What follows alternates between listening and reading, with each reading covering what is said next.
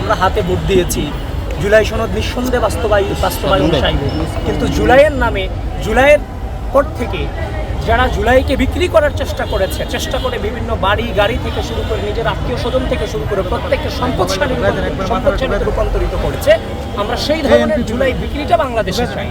কিন্তু জুলাইয়ের চেতনা অপশাসন, স্বৈরশাসন এবং মানুষের মুখ চেপে ধরার বিরুদ্ধে এক দীর্ঘ আপোষহীন সংগ্রাম।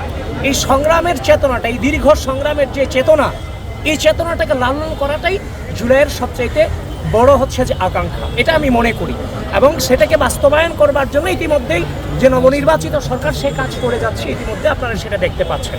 তো সামগ্রিকভাবে একটা কথাই বলতে চাই, অনেক হিংসা এবং ঘৃণার মধ্য দিয়ে আজকে আমরা এই জায়গাটাতে দাঁড়িয়েছি। আজকে চারুকলায় এসে এই জিনিসটা ভালো লাগছে যে এখানে হিংসা এবং ঘৃণা চর্চা আজকে নাই। এখান থেকেই সূচনা হোক বাংলাদেশের ঘৃণা এবং হিংসা চর্চা না হোক।